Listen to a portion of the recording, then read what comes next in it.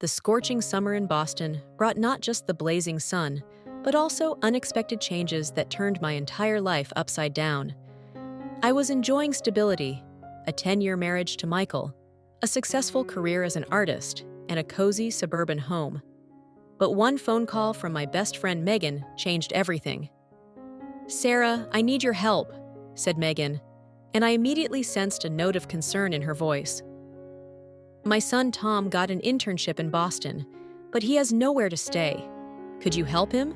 Megan and I had been inseparable since college, and although years and distances had separated us, our friendship remained strong. So I agreed without hesitation. "Of course, Megan. He can stay with us for as long as he needs." Megan's son, Tom, was like a nephew to me. The last time I saw him, he was an awkward, shy teenager. Now he was coming to Boston as a young man, and I was curious to see what he had become. On the day of his arrival, I went to the train station to meet him. When the train stopped and the crowd began to disembark, I suddenly noticed a tall, slender young man with expressive green eyes and an open smile. "Aunt Sarah!" he exclaimed, walking toward me. "Tom!" I hugged him, and he responded with such strength and warmth that I was momentarily taken aback. He had changed a lot, from an awkward teenager to a confident, attractive young man. We got into the car and headed home. The conversation in the car was lively and cheerful. Tom talked about his plans for the internship, shared childhood memories, and laughed at old jokes. I noticed that he had not only grown physically, but also gained inner maturity. "You've changed, Tom," I said, smiling, "and for the better." "Thanks, Aunt Sarah," he replied with sincere gratitude. "I've always enjoyed spending time with you. I'm so glad I can stay with you." When we arrived home, Michael was already waiting for us on the porch. He greeted Tom, and they immediately hit it off. I watched them and felt that everything would be fine. Tom's unexpected visit brought new life into our home, but little did I know how much this visit would change everything around us. A few days after Tom's arrival, I decided to show him around the city. Boston on a summer day was beautiful. Green parks, historic buildings, and bustling streets created a unique atmosphere. We started our tour by visiting his new office, where he was going to start his internship. "This building is amazing," Tom said as we approached his new office in an old district. "I can't believe I'll be working here." "Boston is full of such places," I replied, proudly showing him the surrounding landmarks. "I'm sure you'll love it here." We continued our walk through the city, stopping at cafes and bookstores, discussing his future projects and plans. Tom was full of enthusiasm and shared his dreams of a career in architecture, which made a strong impression on me. His passion for his work was infectious. "Thank you, Aunt Sarah," he said as we stopped by the river, admiring the view. "I don't know how I would have managed without your help." "There's no need to thank me," I replied, but I noticed a strange tension between us. His eyes were full of sincere gratitude, but there was something else in them that I couldn't quite grasp. Throughout the walk, I couldn't shake the feeling that something had changed. I began to notice how often I found myself looking at Tom longer than I should. His confidence and maturity attracted me, and it was frightening. When we returned home, I felt the need to sort out my feelings. How could I, a married woman, have such emotions for a young man I had known since childhood? I tried to convince myself that it was just a temporary infatuation, but the doubts persisted. After dinner, we sat on the terrace, enjoying the cool evening air. Tom continued to share his plans and dreams, and I felt his influence more and more. He was not just a young man, but a mature and ambitious individual who knew what he wanted from life. This made a strong impression on me and made me think about many things. "You know, Aunt Sarah," he began with a smile, "I love flirting with girls. In college, I had many adventures, and I always found time for fun. I enjoy spending time with different people, getting to know them, flirting, and having short romances. It adds adrenaline to life." I listened to him, trying to understand what exactly drew me to him. His frankness caught me off guard, but deep down, I felt that I wanted the same: to feel alive, to experience passion and romance, which I had been missing lately. These thoughts left me confused. I needed to sort out my feelings and understand what was happening in my life. Tom was becoming more than just a nephew to me, and it scared me. Trying not to give importance to my feelings, I immersed myself in daily chores and work. But despite all my efforts, I noticed that I was spending more and more time with Tom. In every conversation, every walk, or shared dinner, I felt an irresistible attraction growing stronger. Tom was not only an interesting conversationalist, but also someone I felt at ease with. We laughed, discussed books and movies, shared dreams and plans. But with each passing day, I realized more and more that this interaction was intensifying my inner conflict. One evening, after a long day spent together, we were sitting in the kitchen, sipping tea. Tom suddenly looked at me intently, and I felt my heart start to beat faster. "You know, Sarah," he began thoughtfully, "life sometimes throws unexpected surprises at us. We meet people who change us and make us see the world differently." I nodded, feeling the tension build. Yes, that's true. People can have a significant impact on us, even when we don't expect it. Tom smiled and continued, "Sometimes I feel like I've found more than just an internship here. I feel like I've found someone who truly understands me." I felt my face flush. His words were so meaningful, and I couldn't ignore the hidden message. "That's good, Tom. Knowing there's someone who understands you is always important," I said, trying not to show my embarrassment. Tom continued, "You know, there are moments when you meet someone and realize you can't live the way you used to. Something changes inside, and you can't ignore it." I looked away, not knowing how to respond. Inside, a storm of emotions was raging. I understood what he was saying, and it scared me. "Tom, it's complicated. I'm married, and we have obligations to Michael and to ourselves," I replied, trying to stay calm. "We can't allow ourselves to feel what we feel." Tom sighed and looked at me with an understanding expression. "I understand, Sarah. Sometimes life is complicated, and we have to make choices, even when it's hard."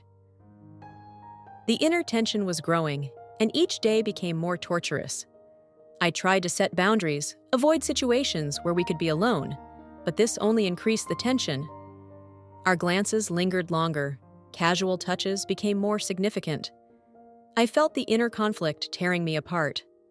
On one hand, I knew I had to keep my family together and be faithful to Michael. On the other hand, I was drawn to Tom with such force that I could not resist. Each day was a battle with myself. I tried to find answers to the questions that tormented me, but the more I tried to avoid these feelings, the stronger they became. Michael left for a business trip over the weekend, leaving Tom and me alone in the house. The weather was hot, and we decided to spend time in the garden, enjoying the sun and conversations. The day passed peacefully, but I felt the growing tension between us. In the evening, we decided to watch a movie. Tom sat next to me, his presence palpable and thrilling. I tried to focus on the screen, but my thoughts were elsewhere. I felt his hand slowly inching closer to mine, and the tension became almost unbearable. When the movie ended, we remained sitting in silence. Tom turned to me, his eyes full of a feeling I both feared and craved. "Sarah," he said softly, and I felt my heart stop. "I can't hide it anymore." I opened my mouth to say something, but the words stuck in my throat.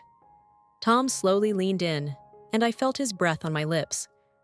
Our first kiss was slow and cautious, but then it became more passionate and irresistible. I felt a wave of desire wash over me. My hands instinctively reached for him, and I felt his body tense in response. Our kisses grew deeper and more intense, and I could no longer resist. At that moment, I forgot everything: Michael, my responsibilities, and fully immersed myself in the moment. But suddenly, I realized we had gone too far. I pulled away, breathing heavily, and tried to gather my thoughts. "Tom, we can't," I said, trying to regain control. "This is wrong." He looked at me with pain and disappointment in his eyes, but nodded. "I understand, Sarah. I'm sorry." I stood up and went to my room, closing the door behind me. The night was torturous. I lay in bed, unable to sleep, tormented by guilt and desire. The memory of our kisses and closeness haunted me. Every cell in my body craved his touch, and I could no longer fight it. Finally, I got up and quietly walked to his room. My heart was pounding, and I couldn't stop. I opened the door and saw Tom sitting on the bed. He looked up and saw me, and I saw the same desire in his eyes. Without saying a word, I walked over to him, and he pulled me close. Our kisses became even more passionate, and I felt our desire engulfing us both. His hands roamed over my body, and I felt each touch with renewed intensity. We quickly shed our clothes, and I melted into his embrace, feeling his heat and strength.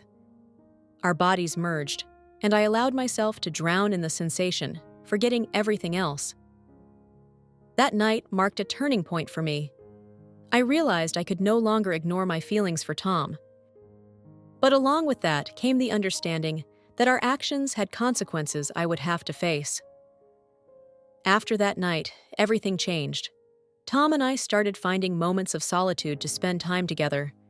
Every touch, every kiss brought us immense pleasure.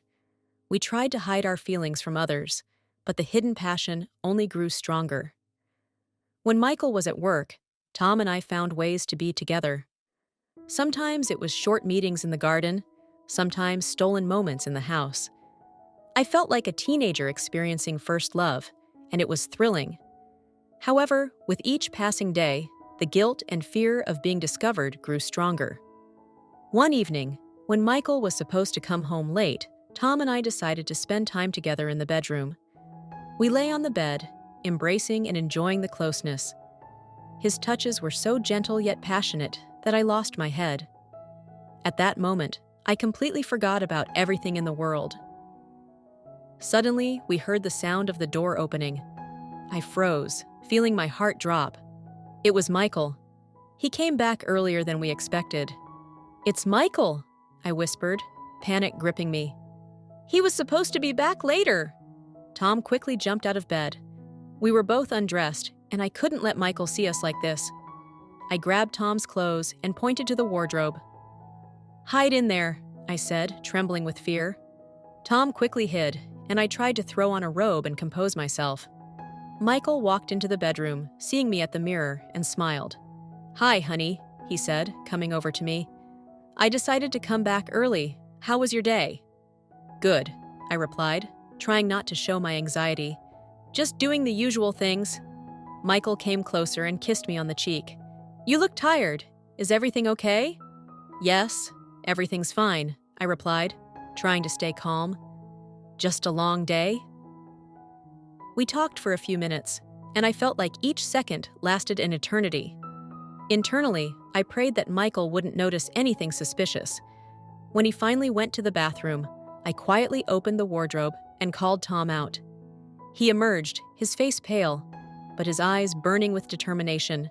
"We can't keep doing this, Sarah," he said. "It's too dangerous." I nodded, feeling tears well up in my eyes. "I know, Tom, but I can't stop. I can't give up what we have." Every day, our desire to be together grew stronger, but so did the fear of being discovered. I began to realize that our actions could lead to devastating consequences. Every time I was around Michael, the guilt became unbearable. But despite this, I couldn't stop. Tom became more than just a lover to me. He was someone who filled my life with meaning and passion. And although I knew I was playing with fire, I couldn't refuse the flame. Several weeks had passed since Michael's unexpected return home. Each day since then had been filled with anxiety and tension. I began to feel that I could no longer continue living this way. The inner conflict between guilt and passion was becoming unbearable. Every time Tom and I were alone, I felt an incredible pull towards him, But with each moment of intimacy, I realized more and more that our relationship couldn't last forever. It was too risky and destructive for all of us. One evening, after a long and stressful day, Tom and I met in the garden. We sat on a bench, holding each other, and remained silent. I sensed he had something important to say, and finally, he spoke. "Sarah, we can't keep going like this," he said, looking into my eyes. "We have to tell Michael and Megan everything. It's wrong to hide our feelings and keep deceiving them." I sighed. "Tom, I'm scared of losing everything I have. I don't want to lose Michael and destroy our family." "I understand, Sarah," he said gently. "But we can't live in a lie. It's destroying us from the inside. We have to be honest with them, even if it's hard." His words made sense, but I couldn't shake the fear. I knew that confessing everything would shatter our lives and lead to difficult consequences. But at the same time, I understood that the situation couldn't go on forever. We couldn't live in a lie. "Okay," I finally said, gathering my strength. "I'll talk to Megan. I have to be honest with her." The next day, I mustered the courage to take this step. I called Megan and asked her to meet. She agreed, and we arranged to meet at a cafe. My soul was filled with anxiety and fear, but I knew I had to do it. When I entered the cafe, Megan was already waiting for me at a table. She smiled when she saw me, and we exchanged greetings. "Sarah, what's wrong?" she asked as I sat down across from her. I sighed. "Megan, I need to tell you something. This will be difficult, but I have to be honest." Megan looked at me with interest and slight confusion. I began to tell her everything about my feelings for Tom, how our relationship had started to develop, and what had happened between us. With each word, it became harder to speak.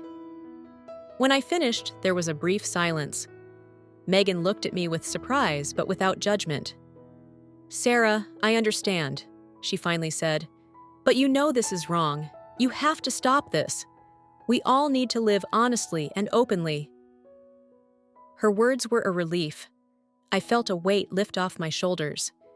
Megan wasn't angry or judgmental. She understood that life sometimes brings unexpected surprises, but she asked me to do the right thing. We continued our conversation, discussing how best to approach Michael with this news. We decided that honesty and openness were the best paths forward. But even after our conversation, I felt an internal conflict. Part of me wanted to hide everything, continue living as before, and not destroy my life. I struggled with this desire, knowing that doing so would be an even greater betrayal. My mind told me to be honest, but my heart still had doubts. After the difficult conversation with Megan, I returned home with a heavy heart. My thoughts were occupied with what now needed to be discussed with Michael. But before doing so, I needed to talk to Tom. I understood that our relationship couldn't continue, and it was important to find a resolution. Tom was waiting for me on the porch, his face reflecting the same anxiety I felt inside. I sat down next to him, and we remained silent for a long time before he spoke. "Sarah, how did it go?" he asked, looking at me intently. "Megan understands, but she wants us to end our relationship," I replied quietly. "She's right, Tom. We can't keep living a lie. It's destroying us." Tom sighed and nodded. "I understand that too, Sarah. We needed to confess everything, and I'm glad we did. But now we have to accept reality." I looked at him, and in his eyes, I saw the same pain and confusion I felt. "You're right. Our relationship was a fantasy, an escape from reality. It was beautiful, but it was wrong." Tom leaned closer and took my hands in his. "Sarah, I think I need to leave Boston. I need to find myself, understand what I really want in life." His words hurt, but I knew he was right. "I understand, Tom. Maybe it really is the best way. We both need time to figure ourselves out." We sat in silence, realizing that this was our farewell. Our paths needed to diverge so that each of us could find our own way. The next day, Tom packed his things. We said our goodbyes at the doorstep, and I felt tears welling up in my eyes. Take care of yourself, Tom. I hope you find what you're looking for." He hugged me tightly and whispered, "Thank you, Sarah, for everything." Then he left, leaving me standing at the doorstep, watching him go. I understood that our connection was temporary but significant in my life. It was a time that taught me a lot and helped me realize that I wanted to start a new life with a clean slate. Divorcing Michael was not easy, but it was an inevitable step. Before we came to this decision, I had to go through a tough and painful conversation where I confessed everything to him. I sat on the couch in the living room, waiting for Michael. My heart was racing, and I could feel sweat forming on my palms. I knew this would be one of the hardest moments of my life. When Michael returned home, I met him at the door. "Michael, we need to talk," I said, trying to keep my voice steady. He frowned, sensing something was wrong. "What's going on, Sarah?" he asked, taking off his coat and hanging it up. I took a deep breath and invited him to sit next to me. "Michael, I need to confess something to you. It's going to be very hard to hear, but I have to be honest." His face grew tense.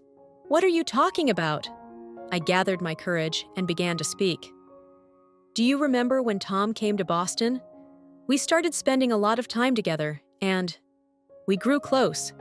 It went further than it should have." Michael was silent for a few seconds. Then his face turned red with anger. "What are you saying, Sarah?" His voice trembled with rage. "I cheated on you with Tom," I said quietly, feeling tears well up in my eyes. He jumped up from the couch, his eyes flashing with fury. "With Tom? That boy? Are you serious, Sarah?" He started pacing the room, his hands clenched into fists. "How could you humiliate me like this? Do you understand what you've done?" "Michael, I know it's terrible. I regret it every day," I tried to explain, but he wasn't listening. "You've destroyed everything. You've betrayed me," he shouted, and I felt fear grip me. "Do you know what I can do? I can take everything from you. You won't get anything after this. I'll take the house, the money, everything." I saw his rage and knew he was serious. "Michael, please calm down. Let's discuss this calmly." I tried to soothe him, but it only made him angrier. "How could you?" he shouted again, his voice echoing through the room. "I gave you everything, and you betrayed me with some boy. You have no idea what I can do." His threats were real, and I realized that our future together was impossible. I knew I had to leave this house to preserve any part of my life. The next day, we began the divorce process.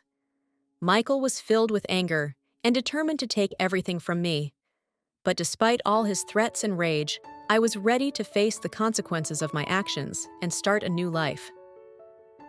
Both of us moved on to new phases in our lives. Michael threw himself into his work with renewed dedication. I focused on self-discovery and therapy, understanding my actions and emotions. Each week, therapy sessions helped me unravel the complexities of my feelings.